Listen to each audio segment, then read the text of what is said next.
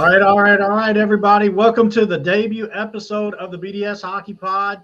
Tonight, you've got Kyle, Luke, John, and myself, Ash, here to host you out for tonight, our debut episode. Looking forward to seeing how this pod grows over time. So I'm stumbling over this here tonight.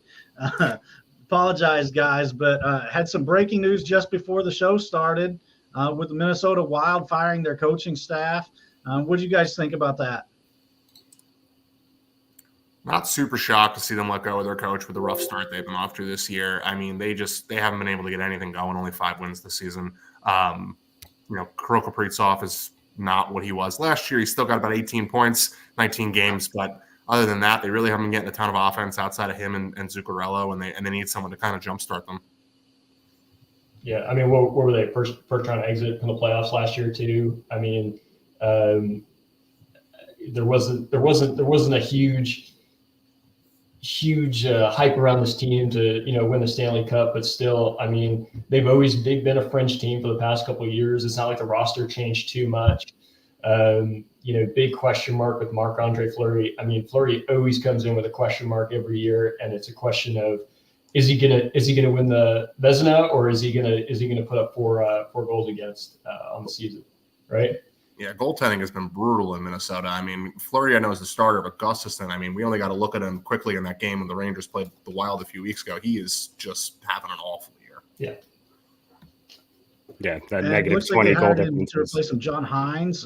You guys are pretty familiar with him. Looks like he's a coach at what was his previous stops again? I apologize. New Jersey and Nashville. Okay. So New Jersey a little close to home for the Ranger fans among us, and Nashville a little close to the home to the Nashville residents among us. He's been around the block. He's a seasoned coach. I don't think he's anything special. I don't think he's the type of coach that's going to elevate a team like that.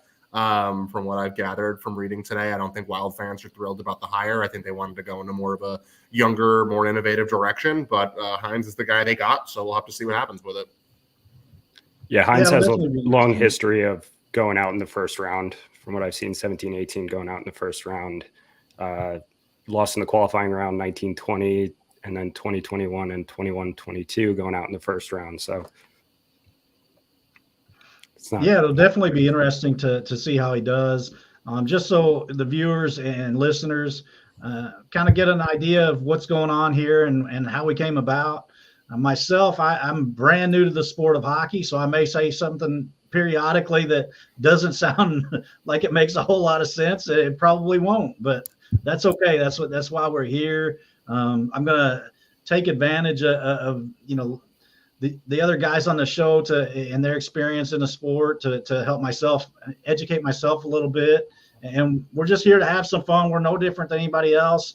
Just a group of guys who really like the sport and just want to be on here talking about it. So I appreciate all of your time tonight. And if you guys want to, introduce yourself, give a couple of words here before we get started in depth, feel free to go ahead and kind of introduce yourself to the audience.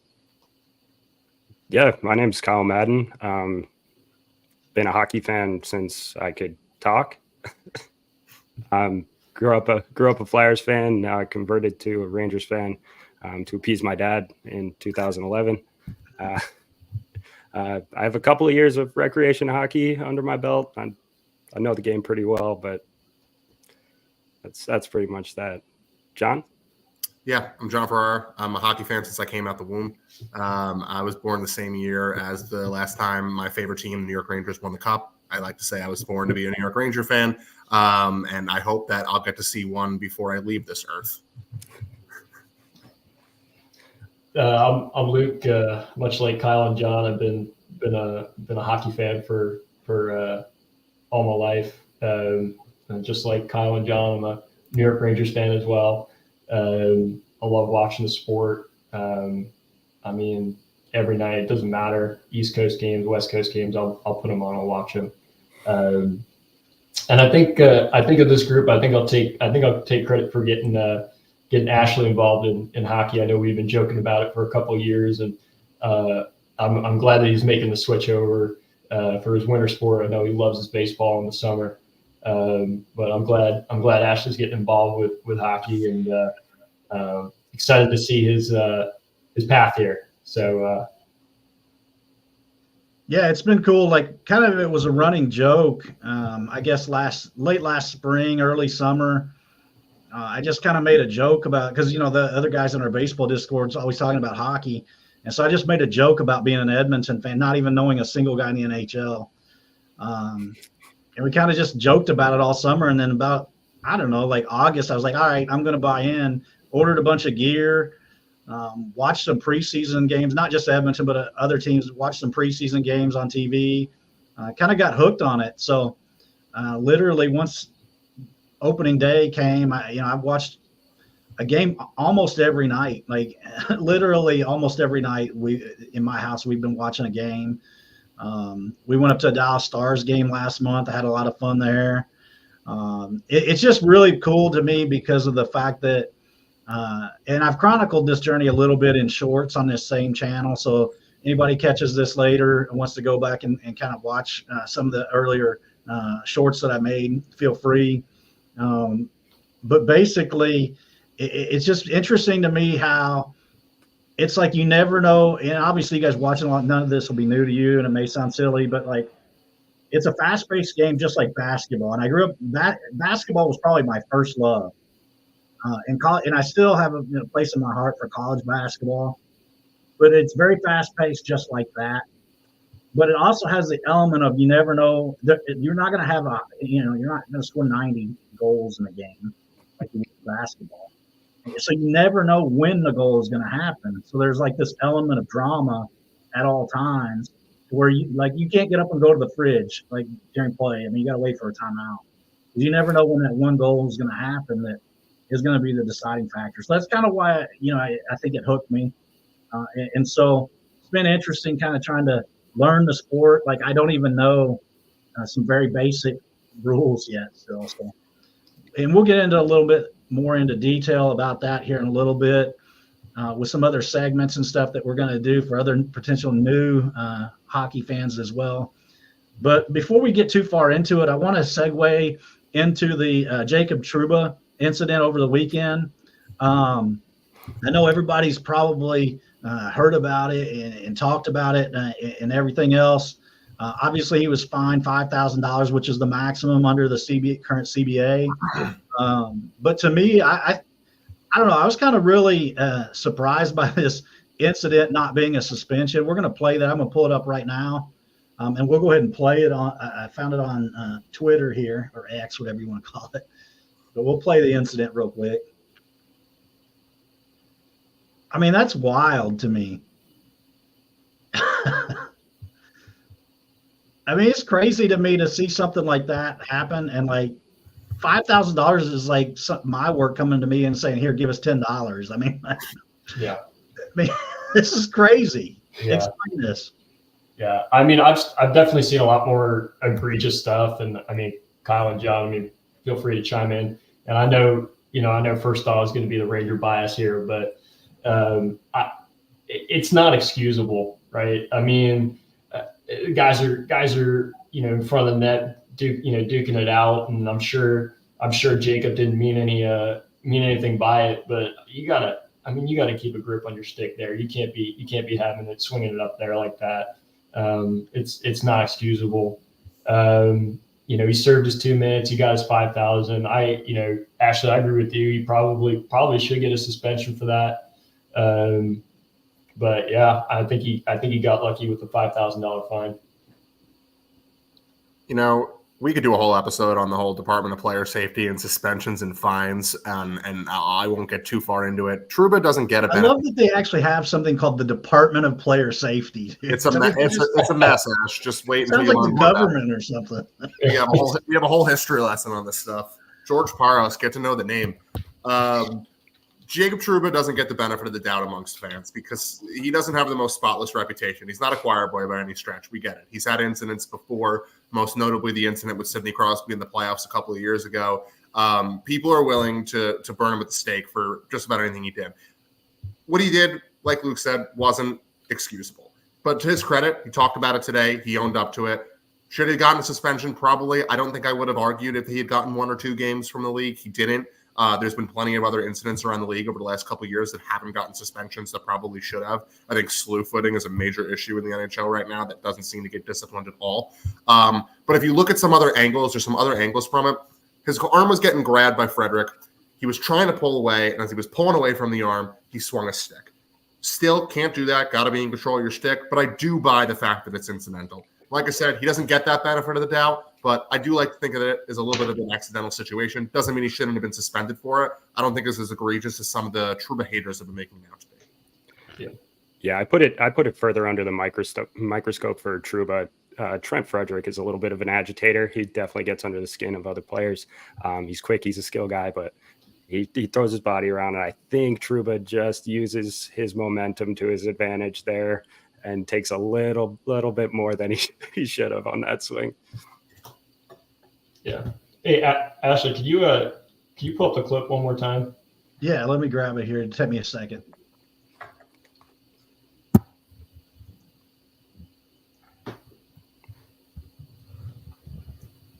Another note about it'll take me 1 second here. I got to go back to. I actually X'd out of that screen. Oh, you're good. I'll say a note about Paros, who's the head of player safety.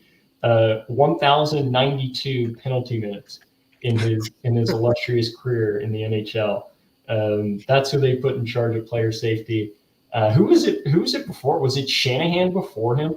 I think it might have been Brendan Shanahan. And Brendan Shanahan was an enforcer too. So it's like the atonement crew. Yeah, it's like, all right, I paid my due in the box. Rangers have had their issues with George Parros in the past. So the fact that he kind of let them off on this one, almost a bit surprising. Might have been payback. Yeah, he was averaging a minor penalty a game in his career. Yeah, right there. I think maybe he just maybe saw a fly flying around or something like that. Oh my God. There's just no. I don't see it. There's no reason. There's absolutely no reason he should be swinging his stick around like that. No. But like I said, I agree. I think he should have gotten the suspension. I think maybe John's right too. I think maybe Parros felt like he owed the Rangers a little bit for Tom Wilson a couple of years ago. A whole bunch of different factors going in there, but yeah, I think he got away with a. He goes baseball style on him. Oh yeah. I mean, that's a chopped grounder. But you all feel the same way that I do in this situation, but I get a little frustrated by the fan outrage in these situations with the discipline, because a couple of years ago, the Rangers were the only team that tried to say that Parros isn't fit for his position, that he isn't disciplining players properly, that isn't keeping players safe. Nobody stood up with them. And now here we are a couple years later. Incidents are still happening, and every other team wants to complain that these incidents are happening. So I get a little frustrated by some of the fan outrage behind it, because there was an opportunity and no one took it. Yeah, for sure. It's just wild to me, coming from not having a history with the sports. You see something like that, and it's holy crap. If you saw, a batter just turn around and whack the catcher with the bat, that dude's probably gone for a month, It's like a guy picking up half a baseball bat and throwing it at the batter, Well, and it's I'll be in the game chat sometimes for in the Edmonton Discord, and guys will there's been a few times where the team has had a scoring opportunity, and instead somebody decided to get in a fight, and I'm like, guys, we had the puck right here, with a chance to take a shot, and I'll complain that they got in the fight, and everybody else is like, well, he can't let that guy get away with that. I'm like, well, you're taking away a scoring opportunity. Yeah, Ash, I'm thinking about it like other sports, It's a time and a place. I get standing up for your team, but don't screw yourselves out of a scoring chance by doing it. Yeah. And then so kind of next on our agenda here, we all kind of compiled our top 5 power rankings for the week. This will be a segment where we try to put together weekly for you, and John will lead us through it. But I'll go ahead and pull up his power rankings for the week. So the John Ferrara top 5 power rankings for the NHL, and then we'll kind of share the rest of ours afterward, which don't have a graphic for. So, but I've got John's top 5 here. 1 second. Working through the kinks in week 1. Just All right, missing number 5. Here you go. Just missing the cut this week at number 6 was the San Jose Sharks. I really feel like they're up. Oh, I'm sure. They were right there. Well, if they hadn't lost those 32 games to begin the season, or whatever. I think that they're just about to hit that peak. Let's see. Let's talk about the actual top 5. Big win last night. They did have a big win last night. It's true. Let's talk about our actual top 5, though. My actual top 5. I'm going to start with number 5 with the Dallas Stars. I love this Dallas Stars team. They're actually coming off a little bit of a rough stretch right now. They've lost 3 out of 4. They've had a really tough schedule in that stretch. They lost to Colorado, they lost to Calgary, and they lost to Vegas. 2 of the 3 are really great teams. Calgary's kind of in the middle right now. They did beat the Rangers in that stretch last Monday in a big win. Talking about the strengths of this Dallas team, it starts down the middle. They might have the best center depth in the league. Joe Pavelski, Rube Hintz, Wyatt Johnson. You're not going to find too much better of a top 9 in terms of 3 centers down the line. And they also have great goaltending. Jake Ottinger, one of the best goalies in the league. They kill penalties in front of him, and they do all the little things well.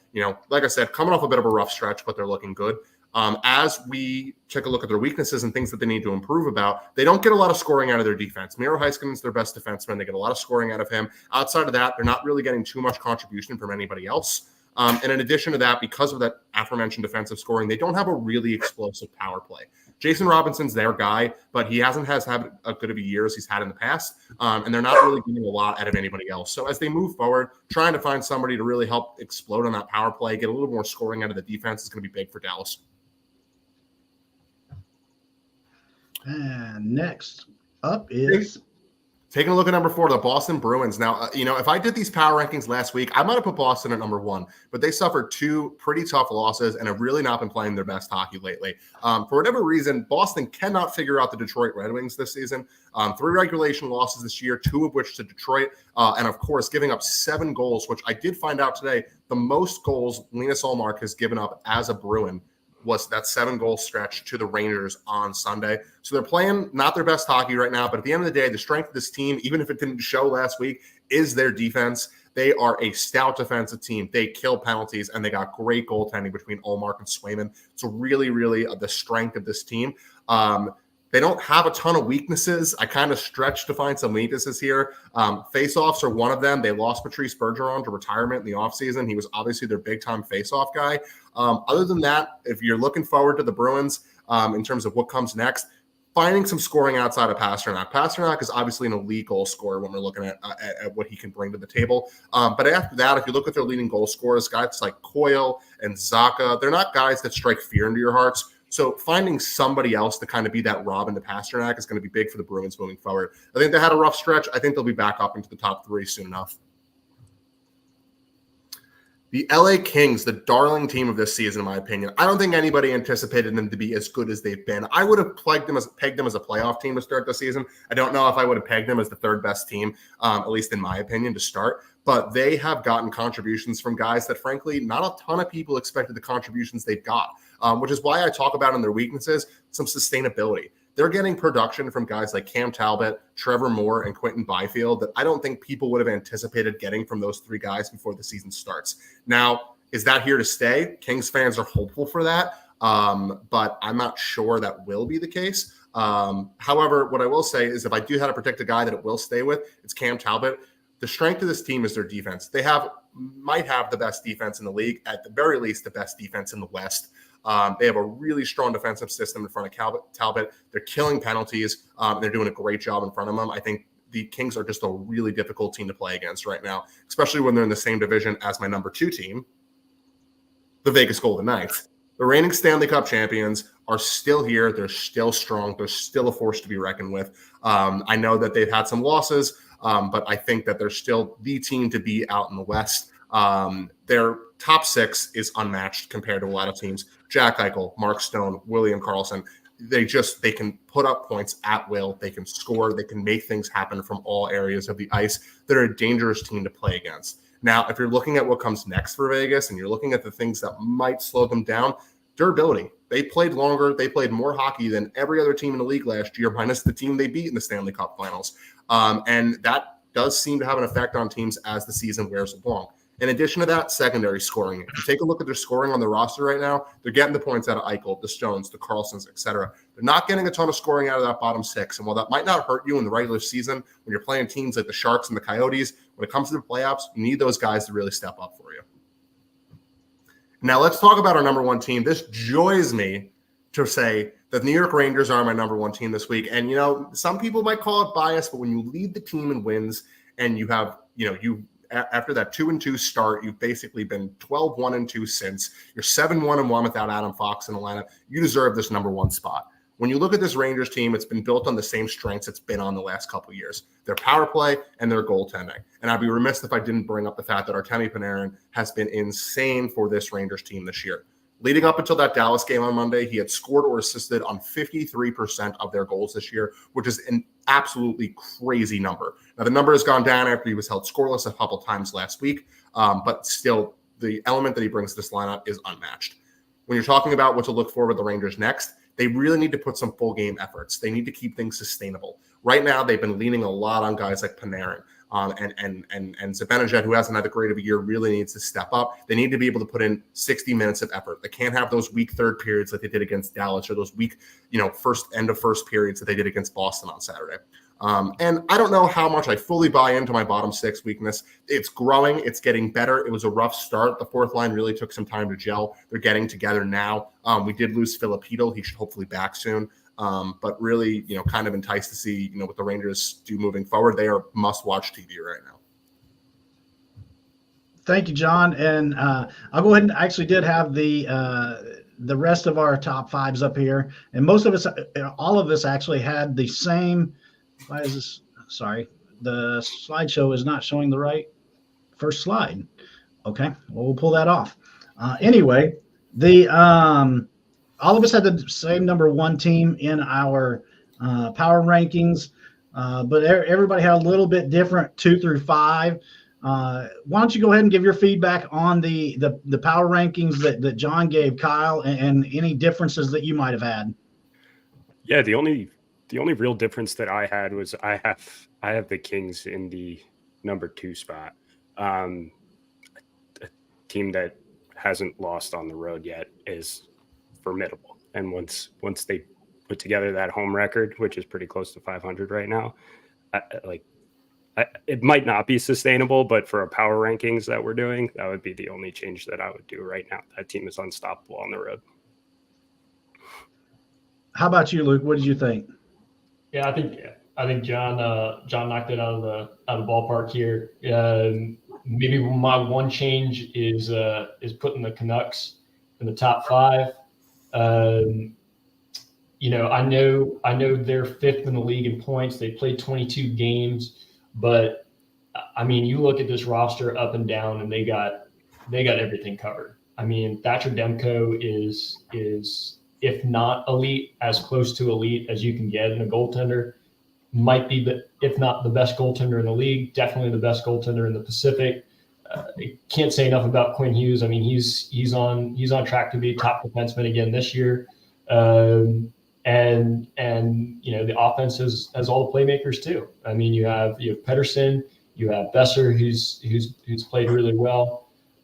Again, the one knock is they played the Sharks 3 times. They played the Predators twice. They played the Oilers twice, and the Oilers have struggled at the beginning of the year. But those are games you got to win, and they won them. So I think in terms of roster construction and potential, I think they need to be discussed in the top 5. Yeah, I think they'd be right outside my top 5. I put them at 6. You got them at 6. Right. Sorry. Right behind the Sharks. No. There were 7 after the Sharks. Yeah. As I said before, all 4 of us had the Rangers at number 1. And just an observation from myself, and you guys maybe help add some clarity on it. It seems like the West has got a big gulf, because it seems like there's a lot of our top 5s had West teams in it, but it seems like there's a big drop off after those teams, and it kind of has a lot of muddy middle, basically. And a lot of the other power rankings that rank all 32 teams in the NHL, it seems like a lot of the bottom half of the power rankings are West teams. So, what do you guys think on that? Is that accurate, or is that just something I'm imagining when I look at that and that kind of thing, or what is your thoughts? The West has got a handful of really bad teams and a handful of really underperforming teams, and I think that it creates a giant gap in what you're seeing. Everybody expected the Sharks to be bad going into the season. That's not a surprise. But I don't think as many people expected teams like Minnesota, teams like Edmonton, to be as bad as they have been, and I think that's created the disconnect that it has. With that being said, I feel like there's been a lot of underperformance in the East as well from teams that you didn't expect it. Teams like Carolina and New Jersey not playing as well as you have. Also, a live update here as I watch the Rangers in the background, and we had a power play goal to take a 1-0 lead to start the game. Then I'll get back into it. But I think a lot of teams have been underperforming. It's early in the season, but I think that's the biggest thing. There's just a lot of teams that people haven't been expecting that are performing a lot worse than people expected. Yeah, great. So the next topic that we kind of wanted to introduce as a recurring theme, we want to go ahead and name off one team from each division, and the crew here will buy or sell whether or not they have a chance to make the playoffs. So the first team that Luke will kind of recap each team, their turnover, and then their stats on the year to date.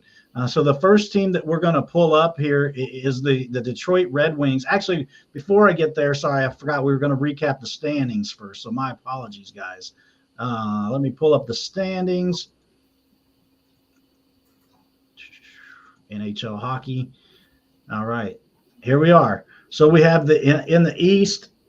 Here are our standings, and Detroit sits at third in the Atlantic Division, 25 points on the season. 11-6-3 record. And then I'll go ahead and add their slides, and Luke, you can dive in with some more information about Detroit, and then we'll go around the table here and buy or sell whether or not Detroit will make the playoffs. Yeah. I think Detroit's an interesting team. I think last year a lot of experts were talking to them about being a dark horse. It just didn't fit for them. And I think the same conversations came up again this year. The Atlantic Division's tough, right? You have Boston, you have Tampa, you have Toronto. It's a tough division to get out of. And I really like the way that they're starting off the season. Just some kind of notable changes they've made. Since the deadline last year, they did end up being sellers at the deadline last year, which kind of shapes their roster coming into this year. They traded away Hronek. They traded away Tyler Bertuzzi, which was huge. They traded away Jacob Verana and Sundqvist. And really, in the offseason, they only lost Nedeljkovic and Pius Suter. Not really big losses there, and just some key additions, right? With the trade of DeBrincat, bringing in Kubalik, signing Comfort, signing Gostisbehere, and bringing in Sprong. I mean, these are all guys that had really high potential coming into the league. Are still trying to find their way, and they're getting their chance. They're getting their chance right now to show it off. Just to kind of look at kind of a comparison between last year and this year, looking at just some kind of baseline numbers. Goals per game is up real high. They're adding almost an additional goal per game. They're definitely playing better defensively, and their penalty kill and their power play are just about par with last year. So I'll hand it over to you guys. Are you guys buying, or are you selling on what the Red Wings are giving right now? I see Kyle shaking his head right now. Yeah, I'm a big fan of what's happening in Detroit. They went 25 years in a row going to the playoffs, and it's been 7-8 years something since they've been in.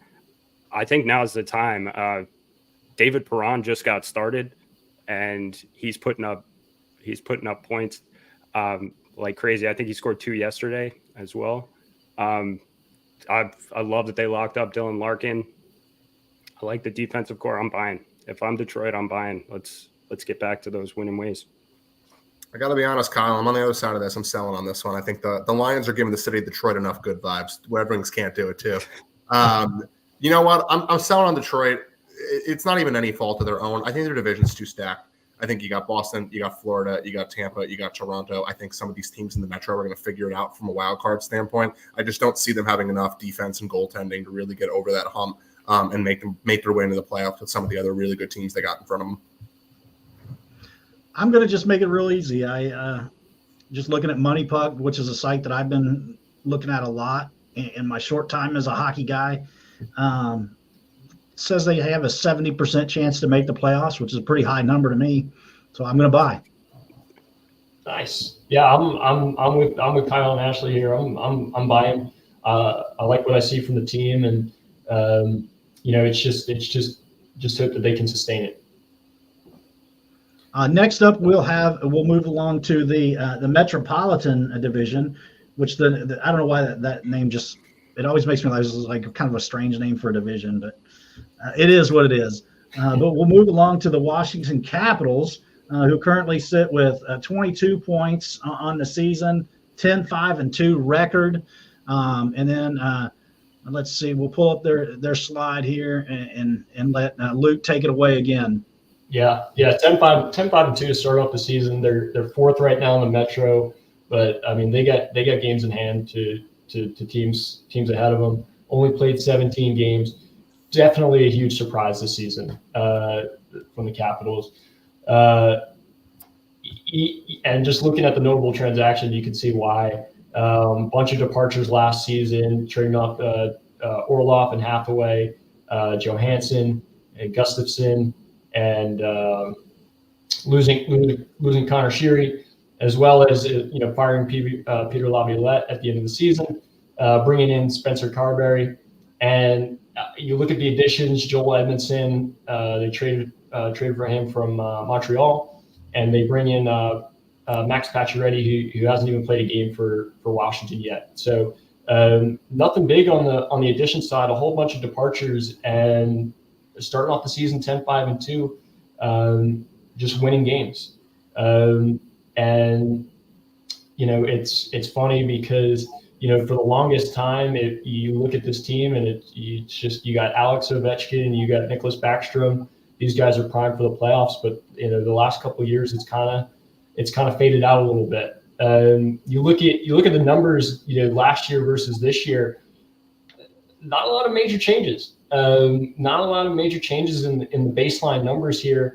And in some categories, it gets worse. They're not scoring as much. About half a goal less per game.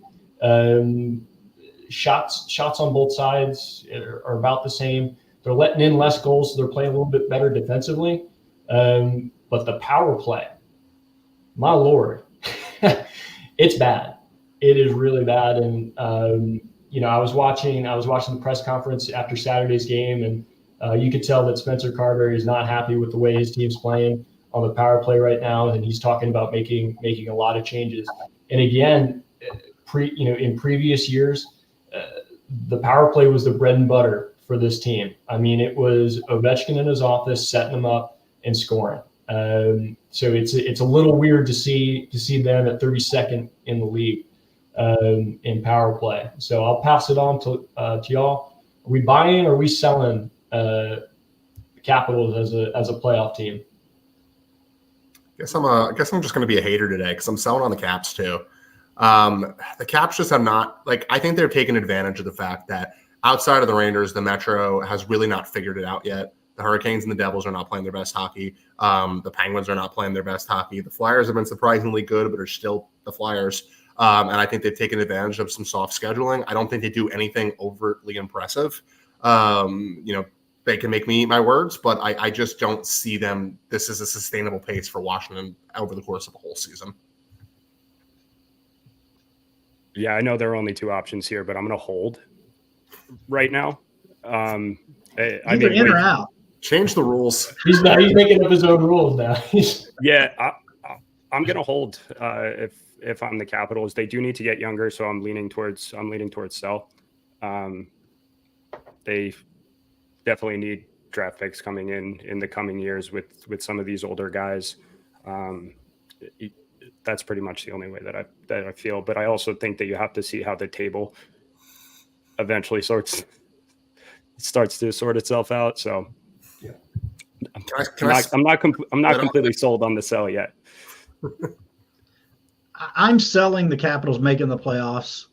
I watched them play Edmonton on Friday, and they got shut out by Edmonton. So I'm selling. That's all the reason you need. There you go. There You go. can't score a goal against the Oilers, you're not making the playoffs. That's good. That's good. I'm also selling on the Capitals as well. And just a couple notes for me, and I just kind of want to give some uplifting notes for Caps fans out there. First things first is the injury bug was huge last year for the Caps. John Carlson missing almost half the season. Tom Wilson out for most of the season as well. Nick Backstrom, he hasn't played in the game yet this year, right? Yeah, I'm pretty sure he might have retired. So again, like those pieces that they've been so accustomed to just plugging in and playing, just haven't been there. The other positive note, and I know for me, I like to look comparatively between the Capitals and the Penguins. With the whole Sidney Crosby, Alex Ovechkin rivalry. And again, two teams took two totally different paths at the deadline last year. Penguins went all in, missed the playoffs. Capitals, they were sellers. They were smart. They sold off some pieces that hurt a little bit, but they understood where they were, and they're recouping the draft capital for that. So I got to give a positive there for Caps fans and the Caps front office for doing that. Penguins comparison is definitely interesting, Luke, because Penguins had their power play struggles of their own under associate coach Todd Reardon, who was with Washington last year. Yeah. Moving right along, we're staying in. Oh, did you have another comment, Kyle? I apologize. No, all I was going to say was, roster construction is really similar between the two. Again, it's teams that really thrived in the 2010s, early part of the 2020s. But they're both aging rosters, so I just find the comparison to be really strong there. Next up on our list is a team that's been really fading of late. The New Jersey Devils. In their last 10 games, they're 3-7-0. So they've been really scuffling lately. I know they just made a trade over the weekend, and I'm forgetting what the trade entailed, but I did see that they made a deal. But currently on the season, they've scored 19 points. They're 9-1 on the season. So take it away, Luke. Yeah. Again, going back to some notable transactions, I think you're just kind of pushing it in two different directions here. They got the marquee player at the deadline last year, Timo Meier. Everybody was chomping at the bits to get him. To be honest, he hasn't lived up to the bill. I think he's last I checked was either -12 or -14 plus minus since coming over to New Jersey, and it's all been the same this year.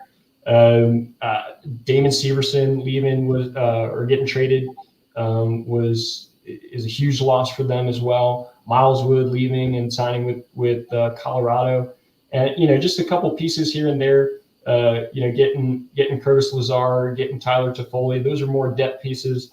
But just kind of a wish-wash from on both sides there. And the numbers. There's a pretty big difference between the numbers last year and what they're looking at this year. Big drop in goals per game. They went from 5th in the league. Now they're 19th in the league. They're letting a lot more in the net. A lot more shots. Letting a lot more shots on net. Less shots on net. but the power play is stellar. I mean, 36.5, and that just kind of speaks to the top end talent that this team has. The one note, and I'm sure you guys will cover it here too, but opposite to Washington, the injury bug has been big for New Jersey this year. So I'll hand it off to y'all and let you talk it out.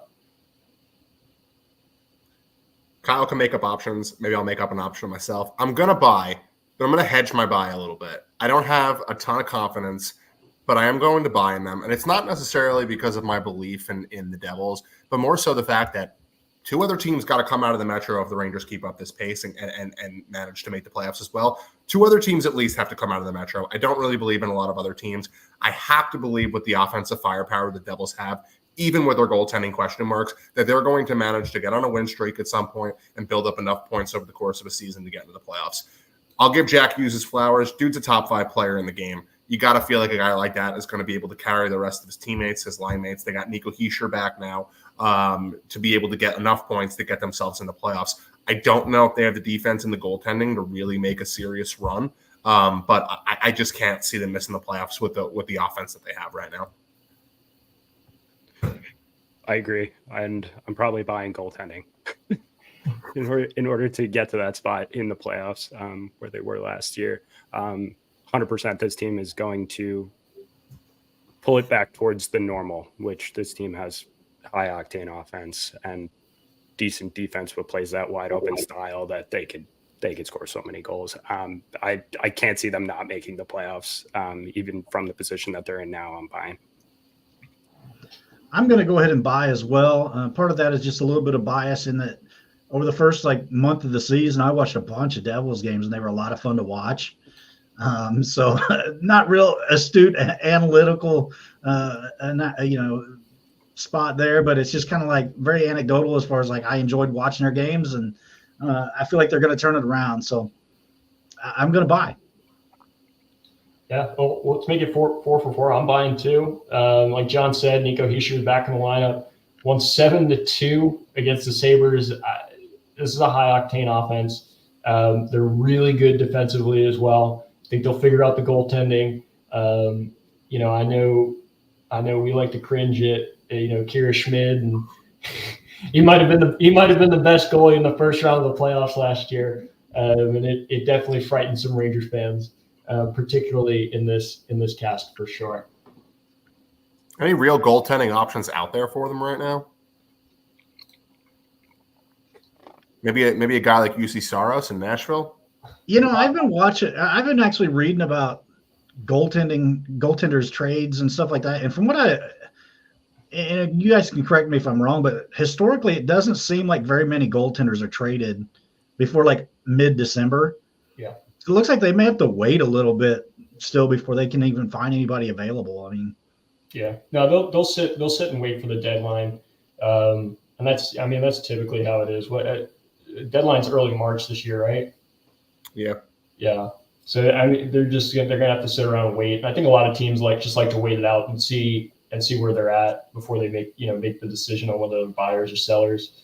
There was a lot of smoke in the offseason about Hellebuck, but with how good Winnipeg's played, that's not an option anymore. So he's out. I know you mentioned Saros. I don't see Nashville trading Saros. What's interesting is over in San Jose, I know there's not a lot of good going on over there, but Mackenzie Blackwood has been pretty good for San Jose, and I think he's pretty familiar with the New Jersey landscape. So that would be an interesting move as well. Moving right along here, we'll move to the Pacific Division, and a team that a lot of I'm a big advanced stats guy in baseball, and so I've tried to read into that in hockey as well. I know some guys have told me, hey, it doesn't really apply. It's just luck of the bounce and that kind of thing. It doesn't quit looking too much into it. But I noticed a lot of the advanced stats community seems to really hate on the Vancouver Canucks, and they're the next team on our list here. Currently sitting third place in the Pacific Division, 14-7-1, 29 points on the year. But I'll let Luke go ahead and take over and break them down a little bit. Yeah, sure. Yeah, so definitely some big transactions since the deadline last year. Trading away Bo Horvat, getting Anthony Beauvillier back, along with, I believe it was a 2023 first round draft pick. They ended up getting Hronik over during the offseason, and I mean he's been something special for them. Casey DeSmith signed a backup goaltender. He's been playing really well. I think before last night's game, he was sitting a little bit over two goals against per game. They tried it out last year with Oliver Ekman-Larsson. It didn't work out, so they bought him out. And they traded away Luke Shen and Tanner Pearson as well. Looking at the numbers, last year versus this year, the offense is rolling right now. I mean, they're first in the league, and this was coming into Saturday. So this was before last night's game against San Jose. They were scoring over 4 goals a game. That's a recipe for success right there. They're letting in less than 2.5 goals a game. The power play is getting at a 29% clip. They're high octane. They're scoring goals, and the headline says it all. It's Demko. It's Demko and Co. I mean, he's been playing at a really high level this year, and that's what's gotten them into this third spot. I'm personally buying hard on the Canucks. I don't buy the necessarily advanced analytics. I get it if you're talking about playoffs. You need a full team effort in the playoffs, and if a star gets shut down, maybe they don't make a big playoff run. I don't see a scenario, barring injuries, where the Canucks don't make the playoffs. You got 2 star forwards, a star defenseman, and a star goaltender leading the way. We've seen that formula before in a lot of other teams. I just, unless something happens and all these guys manage to get hurt midway through the season, I just don't see a scenario where the Canucks don't make the playoffs. Yeah, I'm buying as well. Plus 32 goal difference is what sticks out to me. It's crazy numbers. They've taken care of business against the teams that they have to, and they get to play some pretty easy opposition in the Pacific. I don't see a world where they're not buyers. Yeah, I agree with we're going to have a clean sweep here, it seems like. 22 games played, that's a pretty substantial number of games, and you're at the quarter pole for the season. They'd have to really, really crash hard the rest of the way not to make it. Yeah. 89% chance to make the playoffs right now on Money Puck. So I'm buying that the Canucks are going to be in. Yeah, Dan, we'll make it 4 for 4. I'm buying here too. One of the things I wanted to note too, and kind of tip my hat to the front office there. A lot of talk going into the deadline last year about moving JT Miller.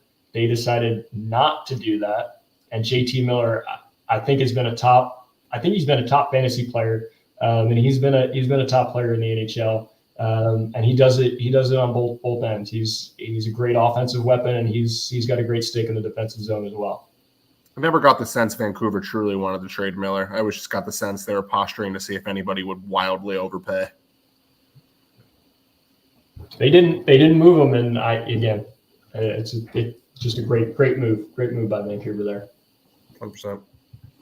So next we move along we're staying in the Pacific Division, but we're moving east of Vancouver over into Alberta. To the Edmonton Oilers. This has kind of been a very enigmatic team this year. Was expected to be, toward the top of the division in the preseason. Have really struggled. Fired Jay Woodcraft to begin earlier this month. The last couple of games they've looked really good on offense. They are. They've scored 15 points on the season with a record of 7-12-1. But Luke, I'll let you kind of take it away. Sure. Yeah. No. I know this one hits home a little bit for you. But just some notable transactions here. The one big addition was acquiring Matthias Ekholm at the deadline. Obviously, that carries through to this year. Tyson Barrie was a part of that Matthias Ekholm trade. They flipped Puljujarvi to Carolina, And then during the offseason, they traded Kyler Yamamoto to Detroit, who then bought him out and then was signed by Seattle. Yamamoto, one of those depth pieces that kind of fit in with McDavid and Draisaitl. So an interesting move there. And Bukestad and Costin, they were both. Bukestad was a deadline pickup, and then he signed with Arizona. Looking at this numbers this year versus last year, some big disparities here. Kind of like what Ash had referred to before. They're not scoring at the same level that they were last year. Again, they were first in the league at 3.96. And that kind of speaks again to how well the Canucks have been scoring this year at 4.07. So they're down almost a goal per game. They've always played wide open hockey, so there's always the potential to let in more goals. So the defense and goaltending hasn't always been great up in Edmonton, but the interesting stat for me is they're still shooting the puck a lot. They're second in the league. They're second in the league in scoring. The power play is still at 25%. So there's definitely some signs of life there. It just hasn't turned into points for them. So I'll hand it off to y'all and let you discuss. Want me to start, John? Do it. I'm selling before the deadline. I'm going to try and acquire some picks to shore up that defensive core. We got, as you guys will learn from my segment, a lot of really strong defensive options coming out of the draft this year. Sorry, Ash. I'm selling. Perhaps my hot take of the day, I am going to buy on the Edmonton Oilers. You know what it is? I don't think you can keep those stars down. I think McDavid has not been McDavid up until this point, and he's starting to find a groove. People might not know this, but yeah, exactly. Chris Knobloch was his junior's coach. There's a chemistry there. There's a buy-in there. I think him, Draisaitl, the rest of the offense just kind of leads them the way they had the last couple seasons. The goaltending has been awful. It's been awful in Edmonton for years. I think they're just due for a positive regression because how bad can goaltending truly be over the course of a full season? If I'm Edmonton, I'm going out there. I'm scouring some of these bad teams. I'm finding some defenseman options that they can add to this list, maybe a goalie option if it's available. But I'm buying on the Oilers. I don't think you can keep McDavid down for as long as a full season. I am buying as well. And it's not just because, I joined on to the Edmonton bandwagon, but because of the fact that last season, when they really turned their year around, there were two critical factors. One, obviously, that they were really good on the power play, but also the last 2 months of the season, Stuart Skinner was actually really good. And the last couple of games, he's actually played very well. In a shutout over Washington on Friday, and then they allowed 2 goals to the Ducks yesterday. But after that, he just shut them out the rest of the game. Last couple of weeks, he's actually looked to be a little bit improved. I do worry about the fact that they have nobody else behind the net or in front of the net. So, if Pickard has to come in, I'm not real sold on that.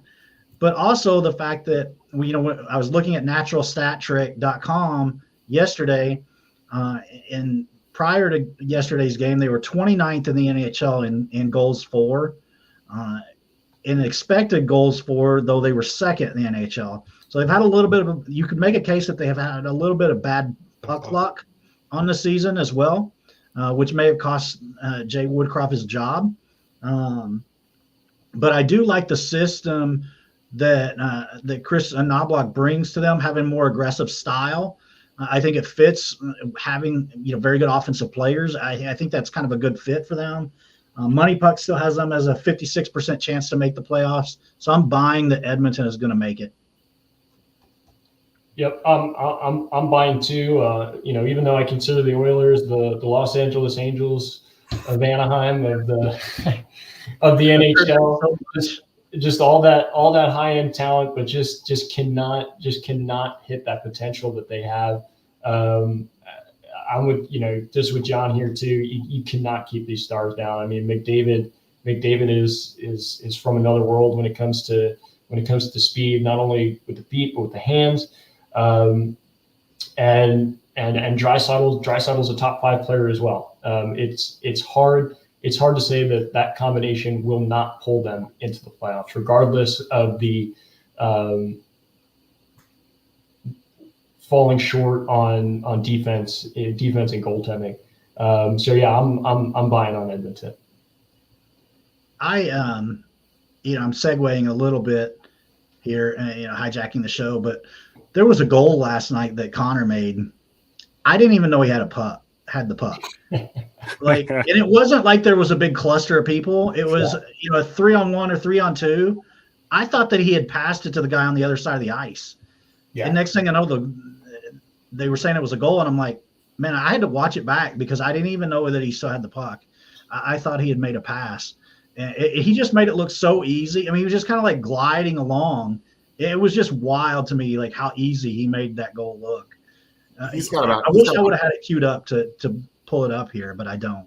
He's got about 20, 30 highlight reel goals a season at this point. The one that sticks in my mind is the one from 2 years ago against the Rangers at home, where he took down all 5 defenders and the goalie in one play. It was one of the most insane moves I've ever seen in my life. Yeah. If it wasn't McDavid, I would have been really mad. But I was cheering for him. I was like, that was awesome. Like, I don't care that you just sent the game to overtime. I'm so happy for you, man. Ash, if you haven't seen it, I mean, he starts from the neutral zone and he goes right through all 5. Like they don't even exist. It was so fast. It I gotta look. The best player on planet Earth. Here he is. He makes plays though that like. It seems like he's in regular shoes on a basketball court and everybody else is on ice. It's like, how does he change direction like that? Like sometimes I don't know. It just blows me away. So it's been fun to watch, especially since he's come on in the last few games. Because the first, I don't know. I mean, I know we're still early, but I'm going to say the first half of this season, he wasn't looking like that. And the last few games, he's really made some moves where I'm just like, oh my God, what the hell?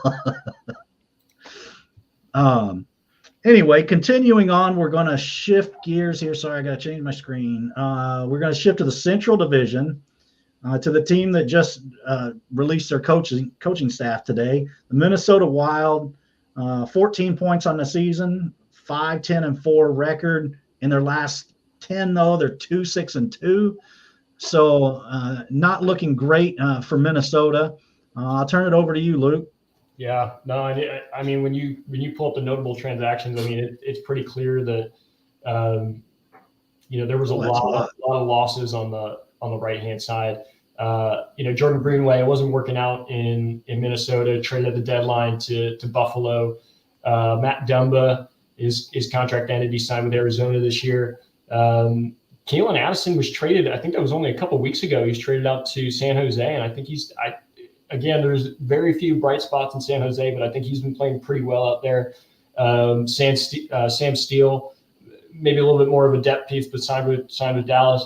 Ryan Reeves, who we're familiar with here, enforcer kind of player, signed with Toronto, and the last 3 guys, Nyquist, Klingberg, and Sundqvist, all acquired at the deadline last year. All acquired at the deadline and signed elsewhere. Not a lot of big additions on the other side. Marcus Johansson they acquired at the deadline, and he ended up signing a 2-year contract, so he did stay around in Minnesota. And Patrick Maroon brought in from Tampa Bay. I think they traded the 4th or 5th round pick for him, maybe to fill the shoes of Ryan Reeves. But again, you just see all these subtractions on the right hand side, not a lot of additions on the left hand side, and it kind of plays into the numbers that we're seeing this year, letting in a ton of goals, 3.94 per game. They're still scoring at around the same click, 19th in the league. They were 23rd last year, letting up the same amount of shots, taking the same amount of shots. The power plays, again in the back half of the league, and the penalty kill. I don't think you get much worse than 67%, which I guess plays into the plays into 3.94 goals per game. So it really hasn't been running wild for them. Or if they are running wild, they're running wild in the wrong direction right now. So I'll hand it off to y'all. Are we buying? Or are we selling? Are we selling on the Wild right now? I gotta sell on the Wild. They're just not a very impressive team. I don't know what it is about Minnesota sports. They're never bottom of the barrel, but they're just always You know, they don't impress me. Kirill the Thrill is one of the best players in the league. Love Zook, but after that, they just don't do a lot to really jump off the page at you. I think if you're the Wild at this point, you do a controlled sell. I'm not saying a complete rebuild, but there's definitely some pieces that you can get rid of. Get some younger pieces back, get some draft picks back. Kyle mentioned a lot of defensemen in the draft this year. I think that for them, I think you got to look around and realize that, you know, you're not beating anybody anytime soon. Yeah, I 100% agree with you. I think it's a controlled sell as well. I haven't really looked at what their contracts look like, but I think you got to pick up some pieces from the draft and start to build around Kirill Kaprizov, because he's too good to miss the playoffs, I think. Money Puck says 24% chance to make the playoffs. I'm selling. Yeah. He's like, enough said. I'm selling. I don't need anything else here. I'm selling as well. And you know, I think you guys were talking maybe more conservative approach as sellers. I think it's full rebuild. I think you tear it down. If they had the structure in the last couple of years that took them to the conference finals or took them to the Stanley Cup, I would say yeah. But again, they've always been kind of this fringe team, and now they're falling towards the bottom.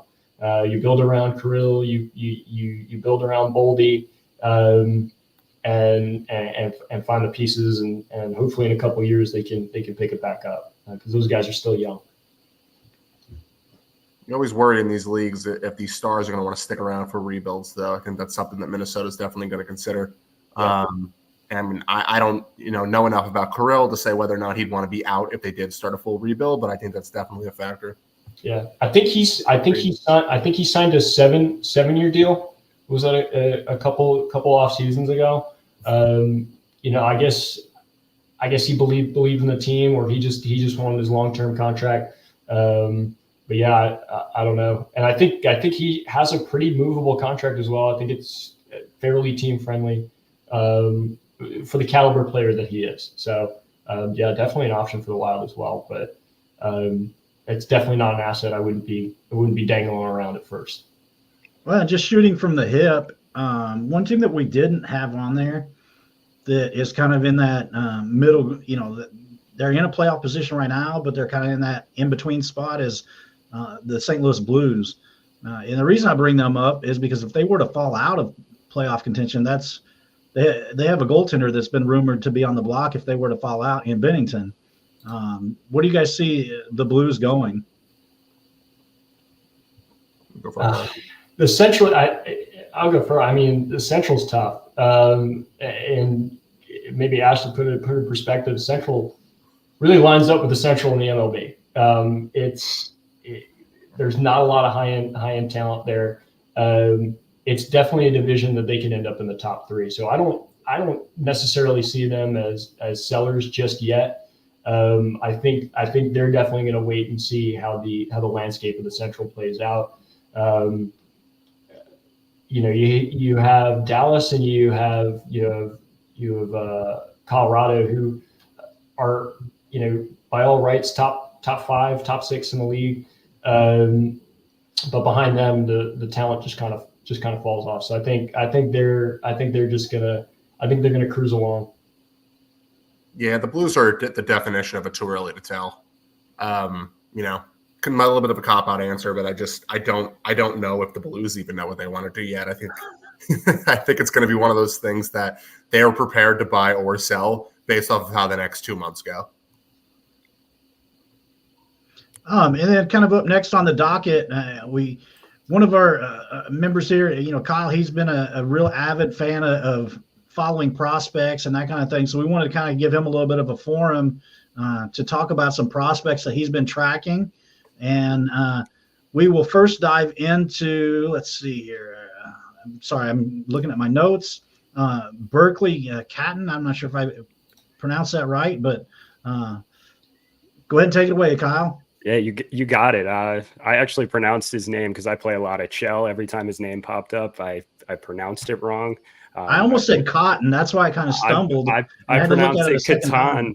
I pronounced it Catan for a long time, and the most famous board game ever. But yeah, Catton. I actually had the pleasure to watch last night play. I can talk about that a little bit. But he's a forward for the Spokane Chiefs. Wears the number 27. Kind of small. He played center last night. 163 pounds. My projection for him is number 6 in the draft coming up this year. His strengths kind of changed after watching him yesterday. This isn't necessarily an importance list. They're all just kind of there.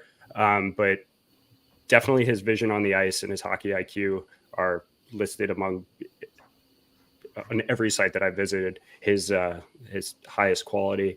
Leadership, his puck skills, pro release. For those of you that don't know what that is, he gets rid of the puck quick when he's shooting. It's a pro release would be an NHL caliber shot. He's a big game player. Played in the juniors for Team Canada. He scored a big goal in the semifinal, and I think he scored another big goal in the final for them. And his edge work, this refers to his agility when he's skating, moves out of tight areas very, very quickly. He's an NHL ability player. My only real question, and I call these question marks, not weaknesses, these kids are 17 years old, would be his size and his strength. Is he going to bulk up enough to play at the next level at 18 years old? Time will tell. Defensive end, he talks a lot about in his interviews that are documented online. His defense is considered pre-offense. He wants to obtain the puck in the defensive end and be skating north. He's working on it a lot. He talks about it a lot. Another question mark, baby face of the franchise. I like to throw that in there because he looks so young. It's kind of like one of our guys here. And he also not talking about me, I know that. He also, this isn't really a question mark, it's just like a fun fact in there. He was the WHL Bantam draft number 1 overall. He's lived up to that expectation and more. So being drafted high doesn't really seem to affect him. My comparison, and this does not change from watching him last night, is to Quinn Hughes. I know Quinn Hughes is a defensive player, but he's able to manipulate the puck at high speed, combined with his decision making. Just even watching last night, it reminds me so much of Quinn Hughes playing on the power play, because it did seem like when he was playing last night, there was more room than there should have been because of how quickly he was moving. But yeah, game notes from last night: he took 3 penalties. The refs definitely had a target on him. He scored a goal and got an apple, so he had a pretty good game in Portland. One other thing that I wanted to add, which isn't necessarily his gameplay, he's the first guy on the ice, he's the last guy off the ice for Spokane. Really like that. Talks to every single one of his players in pregame, and he's loud. He's really loud. You hear his voice right off the bat, and you know that he's demanding the puck. Really, really excited about this kid, and I'm gonna stop rambling. I like him. Anybody else have any comments on it? Obviously, I'm not I know nothing about hockey prospects. So, anybody else have any comments on Berkeley? Yeah, I think we could talk a little bit about where he fits in the NHL. I know we are so far away from the draft right now, and how the standings are going to make up. But listen to Kyle's analysis and looking at where the standings are, and looking at the draft from last year. I mean, Montreal and Arizona looks like some really good landing spots for him. Both took vendors in the first round last year, and I'll pronounce his name correctly, unlike Carey Price. Reinbacher was taken by Montreal in the first round last year. and the prowess of having them having captain with either Clayton Keller or Nick Suzuki, that could be big time for them. I love the Quinn Hughes comparison, despite the fact they don't play the same positions in terms of their kind of majesty with the puck a little bit.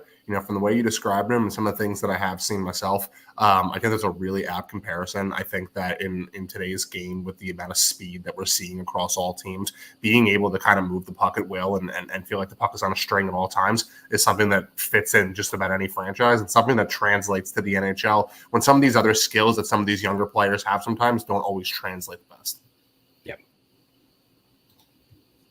Moving on to the next player on the conversation list is Sam Dickinson, and let me get him pulled up here for you, Kyle, and you can kind of discuss him a little bit. Yeah, Sam Dickinson plays for the London Knights in the OHL. I plan on doing this every week, so I'm going to try and group guys, try and do it my best with where they are in the draft, as well as where they play geographically. Sam Dickinson, defenseman, 6'3", 194, left-handed. I have him projected at 3. It's far too early to tell top 5 guys. He definitely goes in the top 5. Strengths, he's a complete two-way defender. He is very, very good at defending one-on-one and even in two-on-one situations at his level. That would be defending against the rush. Strength and speed is NHL caliber. His poise, his decision making, and I added in there ACE inhibitor. He definitely lowers a coach's blood pressure when he is on the ice.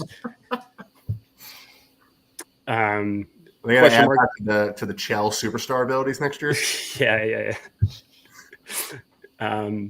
Question marks for me would be his room to grow. I think he needs to go to an NHL team where he is ready to play in a top 4 pairing. His point production is not super high. You guys can see the stats down there. And can he do that at the NHL level is always what you question about these high defenseman draft picks. Is he ready to take that step? My comparison shows how highly I regard this player, Miro Heiskanen. Dickinson, any team would want him.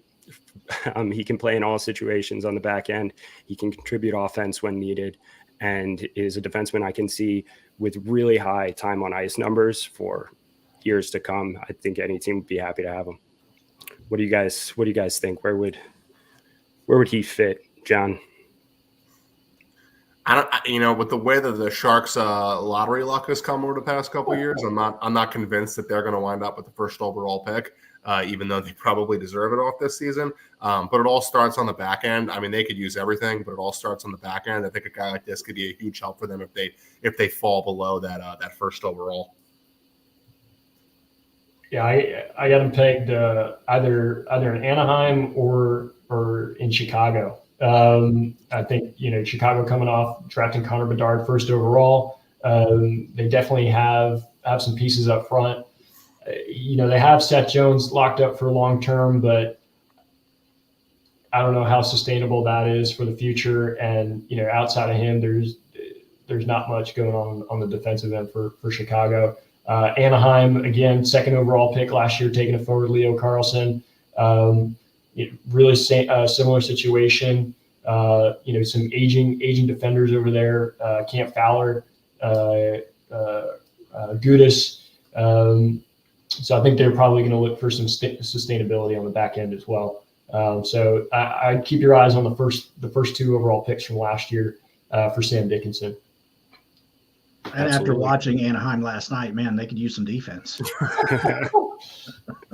They got a lot of good young forwards on that team, so an added defenseman should really help out.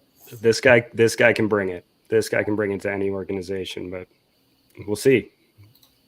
Yeah, and every team not in the playoffs is in the lottery in the NHL, right? Yes.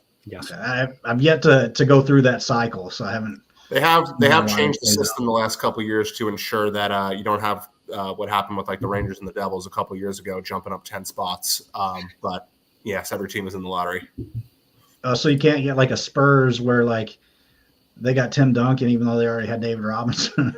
I don't know the exact new rules, but I believe you can't jump more than 7 or 8 spots. Mm-hmm. They had 2 years in a row where teams at like 10 or 11 jumped into the top 2, and I think that was something they were a little concerned about. Gotcha. Who was the first pick in 22? Owen Power. Oh, much. Jeez. All right, so 2020 was the Rangers, right?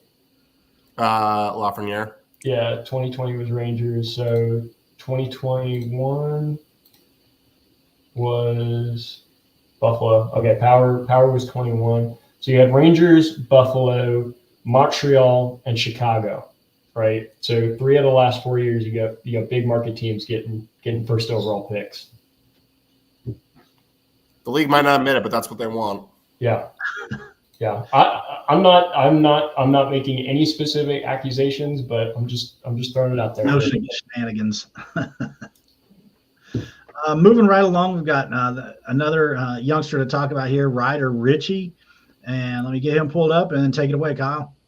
Yeah, I actually saw Ryder Ritchie play within the last month as well before I even knew that we were going to be doing this podcast. So I don't have any game notes on him, but he plays with the Prince Albert Raiders in the WHL. Big forward, 6 foot tall, 174, right-handed as well.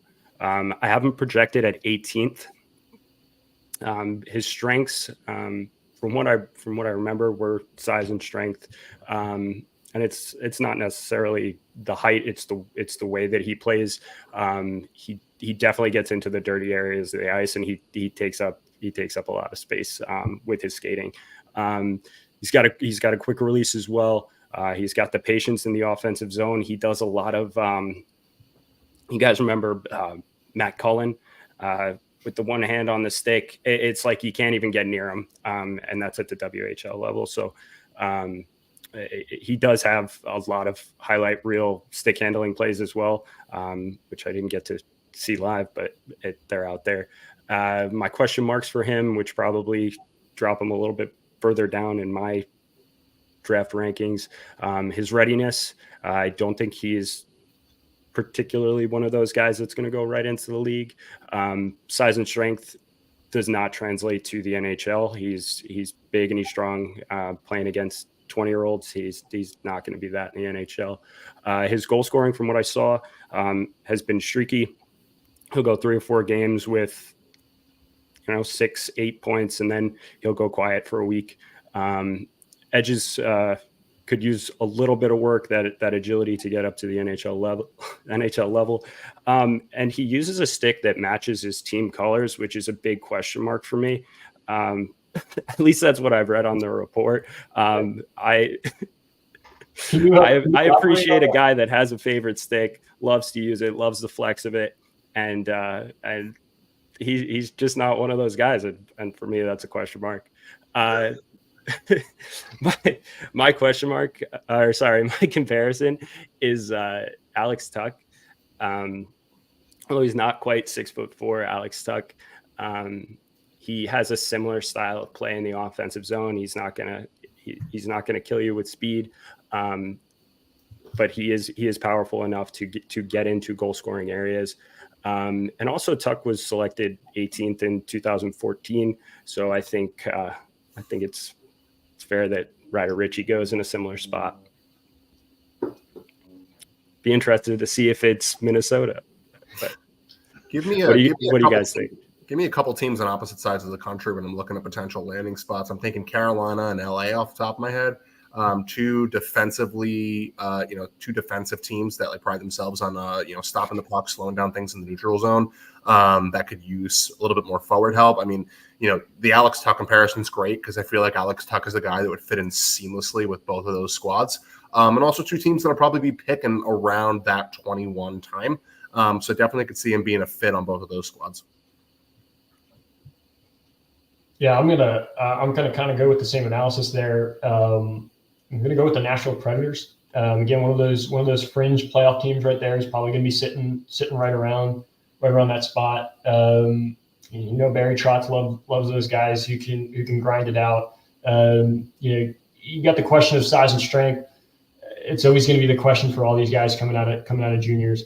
He's going to grow. If he's bigger than the guys in juniors right now, I think he'll match up eventually with the NHL guys. I think he'll be a great guy, and I think Barry Trotz will like that. I mentioned Minnesota Wild. If you're pegging them at 18 and the way the Wild are playing right now, I think it's a little bit too much of a stretch for them. Another team, definitely the Seattle Kraken. Again, another team that's going to be a fringe playoff team, probably sitting right around where you're projecting Ryder Ritchie. And they could definitely use the forward help this year or future years, really. Yeah, perfect. Thank you guys for kind of educating myself a little bit on some of these prospects that obviously I wouldn't have too much knowledge about. So I appreciate your breakdown, Kyle, and everybody else's input on where they think they would fit in. That definitely helps a lot. But as I mentioned earlier, being new to the sport, there's some things that just don't make a lot of sense to me, and I know that they're very basic to people who have been watching the game for a long time. So I think I must ask you guys a question tonight. And the thing that I'm not getting is icing. Like, it seems like a very basic concept and a very basic rule, but like what it's described to me and what I see not called a lot is confusing. Because, for instance, like the other night, Edmonton was a man down a couple of different times where they just kept chucking the puck the other end of the ice, like over and over again. They just kept doing that to waste time during the power play, basically, that Anaheim had. And I'm like, well, shouldn't that be icing if you're just like slapping it down to the other end continuously to waste time? And not once did they call it. So, like, enlighten me, guys. If we have time, I can add a little bit of a story to this icing rule. It was introduced in 1937 because teams would just do that before it was a rule. We'll get to the shorthanded side of things. And in a game between the Rangers and the Bruins, the puck was iced over 50 times just during normal play. So they introduced the icing rule where if you're behind the center line, you cannot play it behind the other team's goal line without their goalie playing it. When you're shorthanded, however, that's the one benefit that your team has, is that icing does not exist when you're shorthanded. So you can just clear the puck down the ice. Oh, okay. Yeah. Learning something new tonight. Yeah. And a couple two additional notes. One of the new changes that had to be within the last 10 years. You used to have to touch the puck. The defender would have to touch the puck in order to secure the icing. They got rid of that. I can't remember, but it had to be within the last 10 years. So you'll actually, Ash, you'll probably notice the guys are racing towards the face-off dot in the offensive zone, right? So whoever gets to the face-off dot first wins the icing. So if the team that's dumping it in gets there before the defending team does, then the icing is negated. And the reason they did that, and a lot of people were pretty upset about it, is particularly for player safety. You got guys coming in at ridiculous speeds, trying to get the puck, and you think about the distance between the net and the boards. Guys were flying into the boards. Guys were flying into other players. So I think it was one of the things that the league got right from player safety perspective. I don't think it takes away from the game at all. Guys are still hustling to that face-off dot as well. The other thing I wanted to say too is, and the refs can always review icing as well. It doesn't happen very often, and it's not like it's a replay review or anything like that. But all the refs can get together and say, was that actually icing or was it not icing? And they can overturn it when that happens. It goes to center ice, and they'll do a face off from there. So it just kind of becomes a wash. Gotcha. Well, I appreciate that. It just seems like a weird thing. Is like sometimes they call it, and sometimes I see the same thing happen, and it's like they don't. So I'm like not understanding what's going on. It's like, I don't know. It just doesn't seem as clear cut as like offsides or something, for example. Yeah. It's sometimes visually, it's hard to see that a guy got a stick in to deflect the puck in behind when they're in the neutral zone. So that could be confusing as well. But as long as you touch the puck in any way before the blue line, icing will not be in play. Gotcha. Well, I think that wraps up all of our planned topics for tonight. Before we head out, does anybody have any final thoughts on things they've seen early in the season, in the first quarter of the season, and anything like that they'd like to add? Kyle, do you got anything? No, just happy to be here. Thanks for having us. Yeah, we'll just kind of go around. Luke, what about you? Any final thoughts for tonight? Nothing in particular. A great first podcast. As Keith the Chuck once said, it's no longer let's go, it's we went. I really want you to pull up that clip on the next one. It's a gem. You might have to remind me before we get on. So yeah. John, how about you? I got nothing else to add. I love hockey, man. I'm thrilled to be here talking about it. I'm thrilled that, all teams. I think this is just awesome. I'm glad everybody's involved, and looking forward to a really great rest of the season. Yeah, it's just it's just weird to me because like I kind of think of it like if I had never watched baseball before, like the drop third strike would probably be really weird. And so like that's basically me in hockey. Like everything is weird right now. Like I don't know, nothing seems to make total sense yet, and I'm just waiting for it to all click. But I'm having a lot of fun. It's like, I don't know, I just can't believe I waited this long in my life to give it a chance, and it's been really cool. Appreciate Luke and the rest of the guys in the Discord. If they happen upon and watch this, I want to thank everybody for encouraging me to give it a shot because it's been a lot of fun. I'm looking forward to tomorrow night. Edmonton plays Las Vegas. I forget where it's at. But that's kind of the game this week that I'm looking forward to the most because we'll kind of see where Edmonton's at because they played a lot better the last two games, but that's a tall task. So anyway, if nobody else has any final thoughts, thank you guys for watching the show. Please hit the like and subscribe button and turn those notifications on so that when we're on next time, you'll get that notification that we're going live, and the shows will always be available archived as well. So appreciate everybody's time. Make sure you comment if you have any topics you'd like us to cover in the future. Thank you.